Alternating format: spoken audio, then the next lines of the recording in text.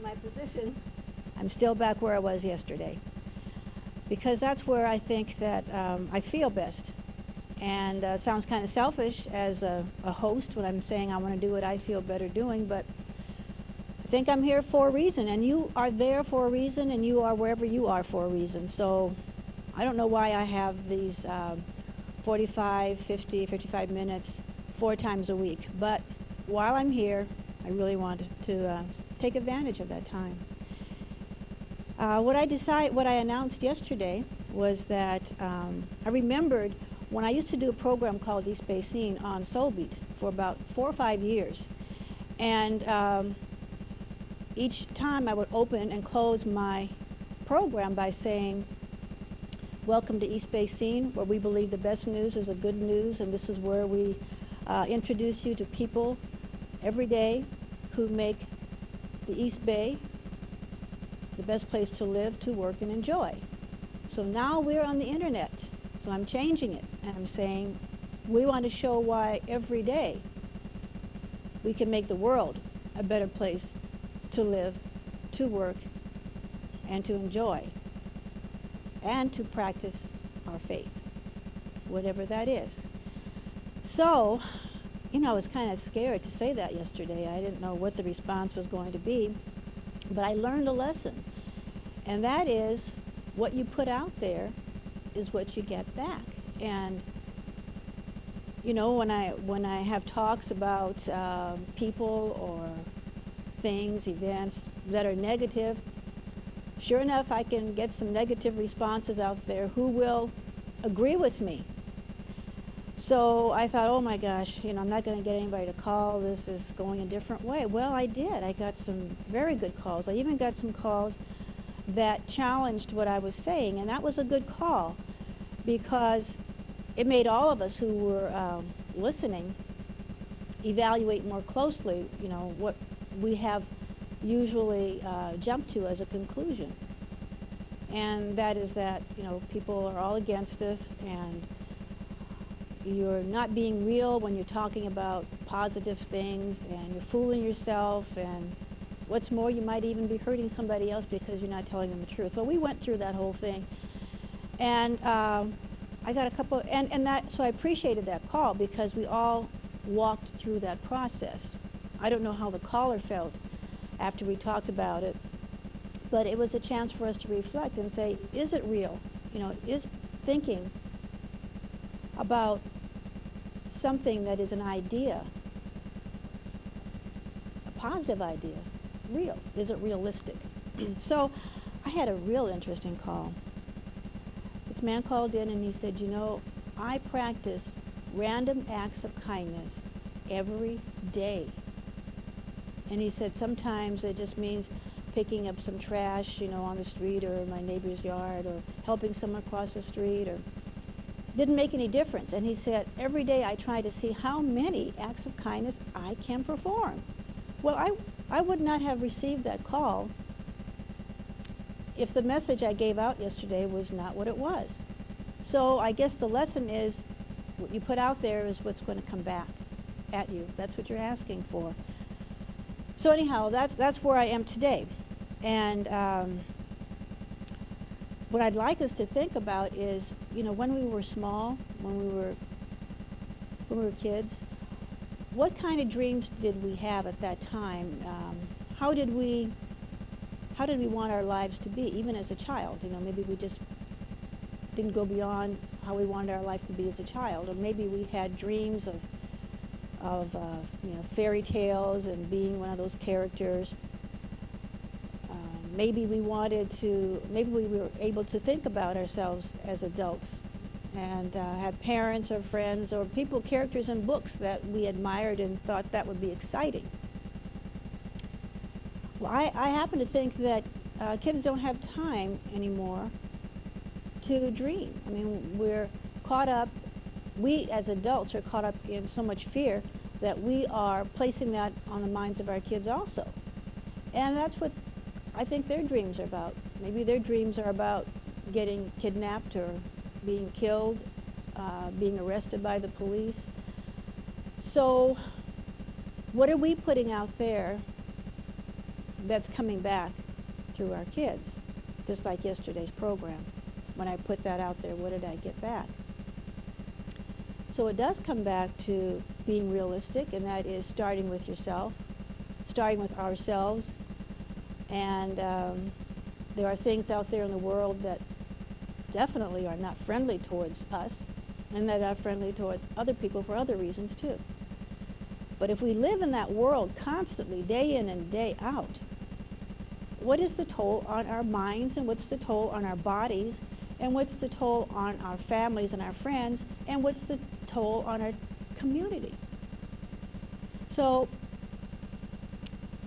I'm going to get off yesterday in just a minute, but I want, in case people are listening for the first time today, I talked about an African ritual where if someone did something wrong, they sat in the middle of a circle, and every member of that tribe, which was the extended family, sat in a circle and had to say everything good that they could about that person in the middle of the circle.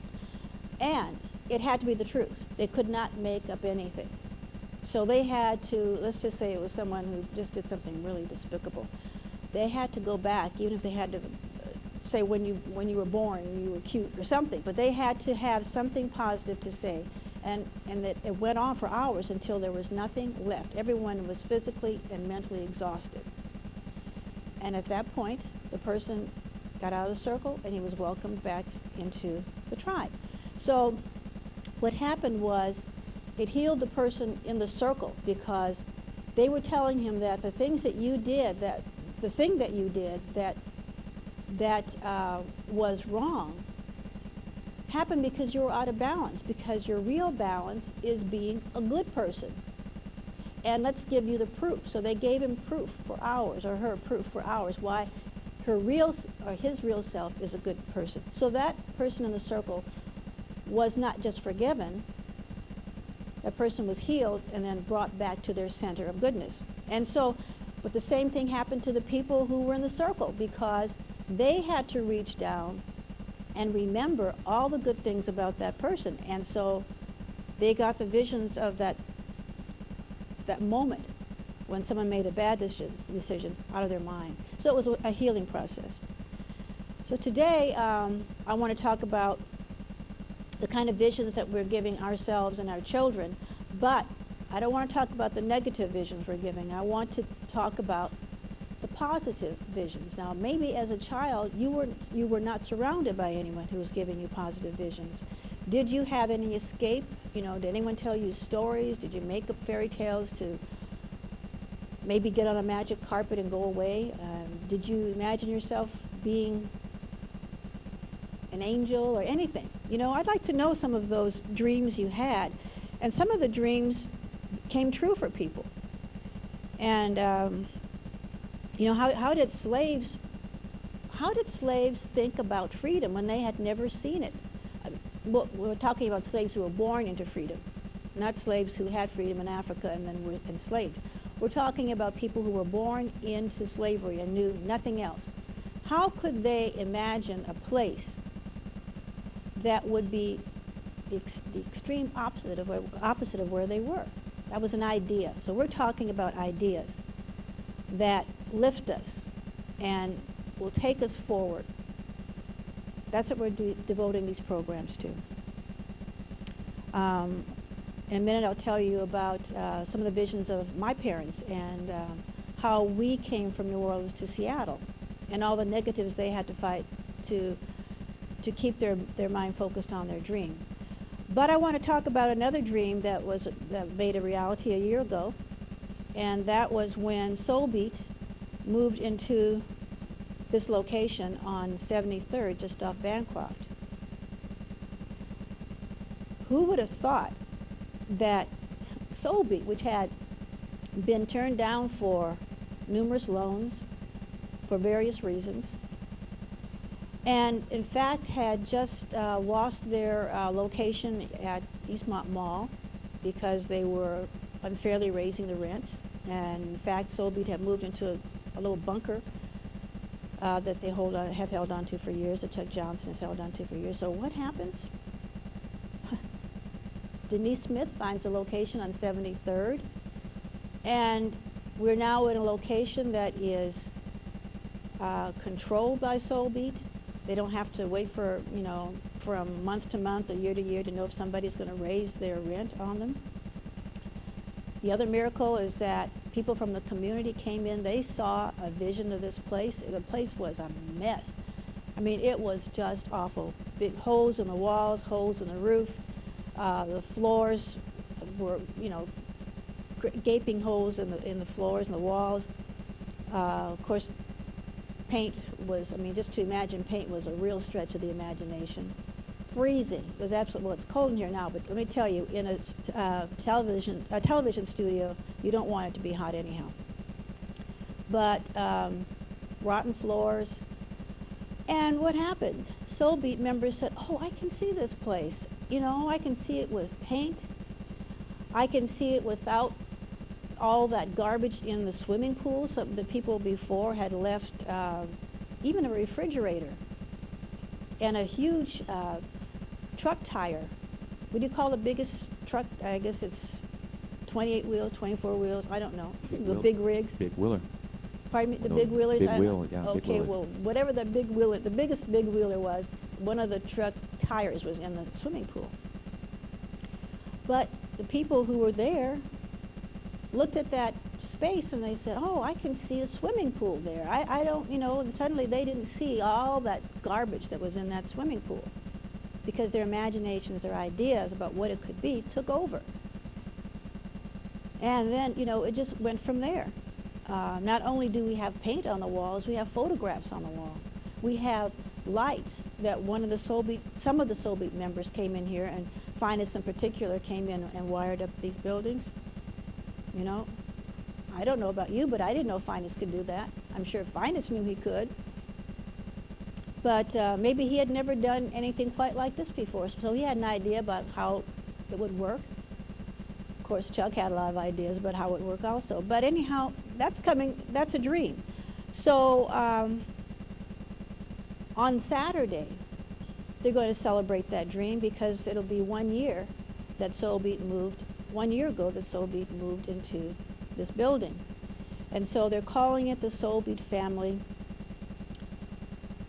I'm going to have to wear my glasses. Gosh, sorry.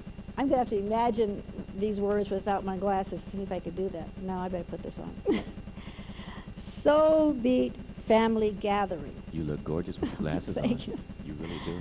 All right, thanks. So we're going to be celebrating the Soul Beat family gathering at 2 o'clock here at the studio. And there'll be a performance by the Oakland Airs. And if you ever heard Young Turner's group, you don't want to miss it. If you haven't heard it, I'll tell you, you don't want to miss it. There'll be a potluck, of course, which always happens at Soul Beat events, except for the ball. And but you do need to be a member to get in. So if you have your Soul Beat membership card, your ID card, you just show that and they'll let you into the gate. If you don't, and you have a friend who is a Soul Beat member, then you'll have to come with that person to get in. Also, if you have signed up and given all the information for your card and you don't yet have it, there will be a list. So your name will be on the list, and that'll suffice until you get your card. So that's a dream. All of Soul Beat is really a dream.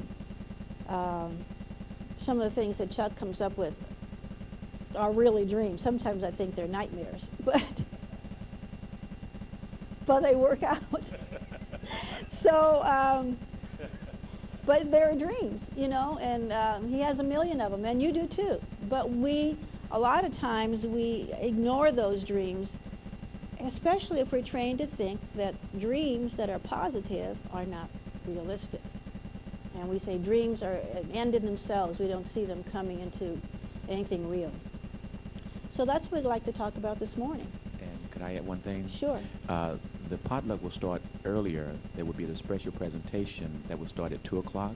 Okay. And that's where you'll have the special presentation at 2, along with the entertainment that would be provided by the Oakland Airs. Oh, okay. Thank you, Billy. So I guess if you come around 11:30, that means you can eat first. and then you'll be really happy to celebrate at 2 o'clock. Okay? So the lines are open, 569-5927. And while we're waiting for you to call in and give me your feedback on this and tell me about your dreams, I'll tell you about a dream that my parents had. It was in the early 1940s when we lived in New Orleans and there were no jobs. And if you were black, you definitely did not have a job. And my parents at that time had 5 children. And so my dad heard about some jobs up north. Talked about it with my mother, and my mother said, no, I do not want to go. We'll figure it out. So he kept, trying to find jobs, and he was becoming very despondent. He said, we have to move. I cannot make a living here. So he went ahead and moved to a city called Bremerton, Washington, which is right across from Seattle. They had never heard of Bremerton. They certainly had not heard of Seattle. I'm not sure if they had heard of Washington State before, I guess I suppose they knew about it, but certainly not any place that they would be talking about in any realistic terms with their relatives and friends. In fact, when they talked about it, their relatives and friends said, what are you doing? That doesn't make any sense. Why are you leaving something here that you know about to go someplace where you've never been and we don't know anybody there? In fact, they have wild Indians running around. Wild Indians. This is the 1940s. This is what they thought was going on. Terrified my mother. I mean, absolutely terrified her. She did not want to go. And I guess a lot of them could see that she was scared and negative about it, and they kept, working on her. Well, my dad had a dream that he could find work for his family and that he could take care of them. His father had died when he was 3, and he said it broke his heart. He never forgot that. His mother died when she was 10. And so it was very clear that he was going to be there for his children. So he went ahead to Bremerton, Washington, and at that time, he worked on at the naval shipyard, so the government paid for his transportation there, and they went by train. And maybe 3 to 6 months later, he sent for all of us, and we went by train. Well, if you think my mother was not frightened about that, getting on a train, going to this foreign place where at the other end she was going to be greeted by wild Indians. And then, of course, coming from an area where there was segregation, she didn't know how she was going to be treated on the train, because there were, as most of you know, the trains were segregated. The cars were designated for black. No, they had colored. The colored trains and the white trains. And so I remember her saying that she couldn't remember that when she crossed into, I don't know if it was Chicago or where, from New Orleans, all of a sudden the screens were gone, and they could sit wherever they wanted to sit. Well, most of the colored people sat in one place anyhow. Even though that screen was removed, they all sat together. And I had visions of a screen. When she was telling me about this, I thought there was a real screen of some kind. And so years later, I found out the screen was really just a card. And it could have been a wall because it was so clear that colored people could not go beyond that little mark. That may as well have been the Berlin Wall. So anyhow, we arrived in Bremerton, and someone knocked at my mother's door in the middle of the night, because my dad had a night shift. She opened, of course she was scared to death anyhow. It was raining and lightning and all sorts of stuff, and she saw someone's eyes through the curtains, and all she could see was 2 big eyes, and she just knew the Indians had come to get us. She was terrified, had us all scared, and found out, that it was really a next-door neighbor who had called because my dad was going to be late and had gotten a message to them. But for hours, my mother was terrified because my dad wasn't there. She thought something had happened to him, and, you know, so on and on and on.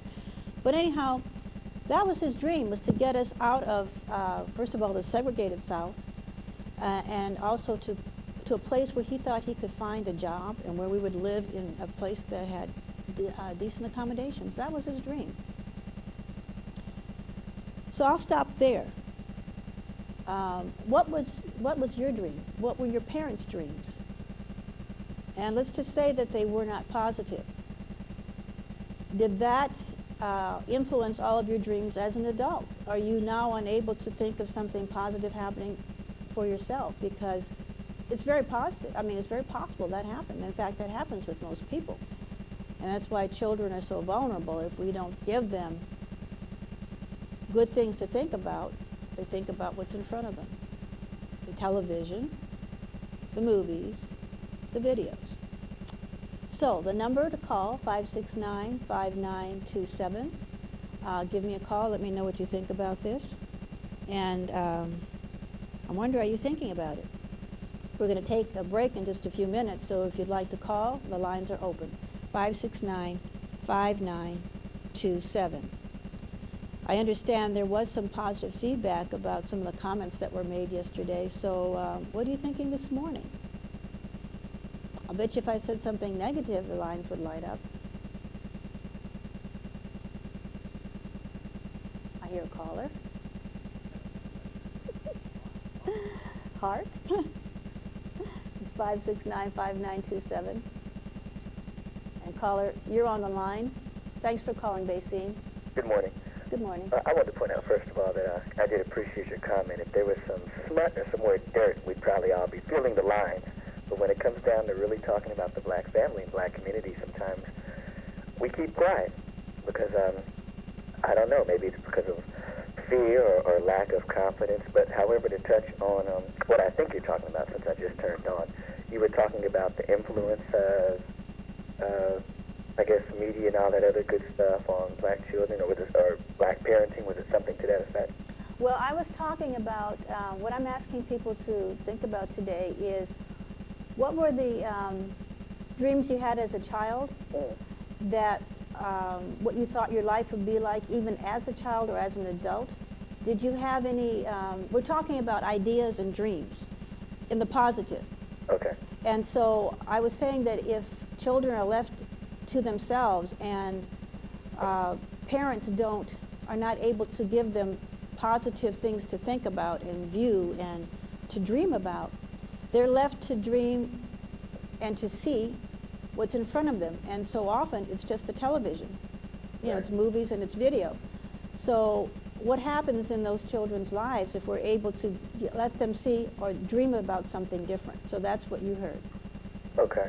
And just to make a small comment before you go to break, I'm a fairly young man, close to 21, and I always appreciated the fact that both of my parents really taught me how to strive and to work and to go to school and to do that. And I think what a lot of people miss is that when they see children who don't have the same opportunities that I do, is that it's by design that America, the government, and the media, and I mean, we can go even as far as to say, you know, our black media magazines, our videos, they all perpetuate, many times, negative lifestyles, and they uphold the stereotypes of America. For instance, there's this, I always see articles about single-family households, and I hear brothers and sisters saying, oh, I don't need her, or I don't need him, and it's not because they were raised to think like that. It's something that they've heard on TV, and Senator so-and-so said, it's in the newspaper.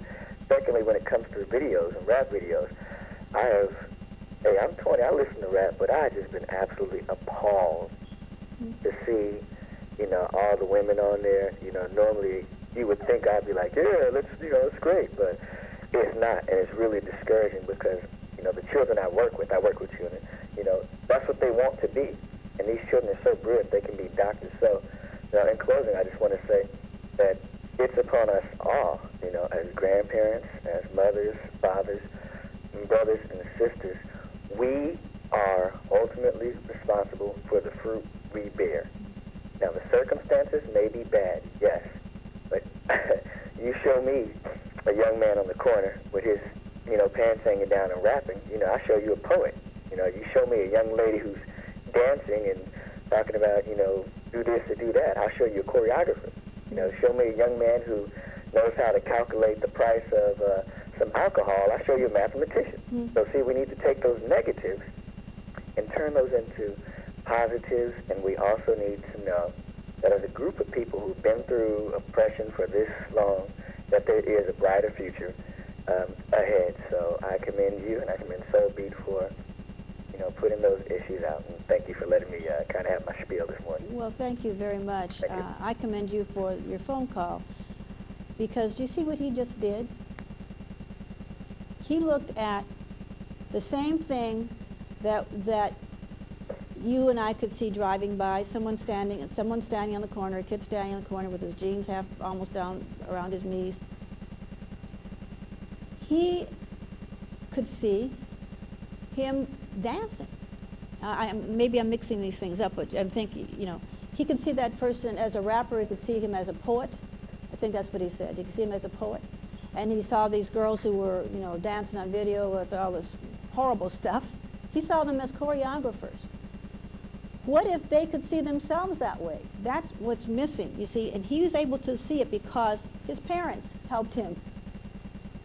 His parents helped him get to that step where he could see himself as a young man or an older man taking care of his children, doing whatever he's doing. I'd like to know what he's doing now. Oh, I'm still here. Oh, you're there. What are you doing now? I'm in school. I go to a junior college. Oh, good. In Oakland. And what do you see yourself doing in the future? Well, going for teacher education. Wonderful. Because that's something that we're lacking. If not teacher education, I plan to go to study some sort of discipline, maybe history or ethnic studies or something, in hopes to open a black school or a black academy. And I'm not going to say in hopes. It's something I will do, because I want to just slightly touch on that. I think that it's the responsibility of the black community, especially of our black churches. This is my dream, and I hope it comes to fruition maybe when I get older. Every one of these black churches in these large neighborhoods need to be open after school. Every single one of these black churches need to be open a certain day, set hours, where children can come in after school, do their homework, to read, to be supervised by grandmas and grandpas and the pastors and such, because all too often, like you just pointed out, we point the finger and don't see the potential, because I go to a black church, don't get me wrong, and we do a lot of stuff in the community, and we're starting to kind of do a little after-school thing, but it is up to us. The white man ain't going to take it. He's going to, I don't want to put it out there like that. He's going to do what he has to do to keep his family, keep his society running. It is up to us. We have the economy. We put more money in the offering plate on Sunday than we do in an after-school program. We go eat out everywhere. We don't own a restaurant. We don't own a motel, but we hold the most conventions. Well, you know what? A lot of people don't know how to cook anymore. That too, and it's just a whole lot of things. But I do see that if my dream comes to fruition with this academy, I would like to place it somewhere outside of Oakland. Now, I'm just speaking here, I don't have the money to do it, but to place it somewhere outside of Oakland where we teach young men and young women how to cook, how to plant, teach them correct mathematics, teach them how to read. It is, children are just like a sponge, and, for those who are listening, no one ever gave up on me. And people always pat me on the back and say, oh, you're such a nice young man and such, but your work starts in your family. You may have a grandson who needs that. So don't pat me on the back and forget your own family and forget the people next to you and the young man walking down the street, because you were once like that. You were once, I end on this. A lot of people talk about, kind of tying it in with some things, teenage pregnancy. Man, a lot of people in my family were teenage mothers, older women. They don't want to talk about that. But see, they could be talking to some of these younger sisters today. A lot of them, older men in my family, uncles, so-and-so, we're drug dealers, we're number runners. We can go on and on down the list. However, they've turned away from that type of lifestyle. And so before they point the finger and, they could be mentoring these young men who are not mirroring the behaviors of society, but only genetically mirroring what's in their family. So it's up to encourage black people to take responsibility of their children's school. If you are not working, go to the school. Or open your home after school. If you are a grandmother, grandparent, and you're raising the children, that's fine. Get your pastor, who's making all that money, to open your church up and, you know, to do something there. That way your children won't be running on the street. So the solutions are always so simple to complex problems. So I will get off because I'm All right. Well, thank you so much for calling, and we will open up the lines for other callers. But, I mean, look at that phone call. And he's telling me that he's not even 21 years old. Not even 21. And listen to the wisdom he has. So, we're going to take a break. The lines will be open. I really want to hear from you. See you in just a moment on Basing.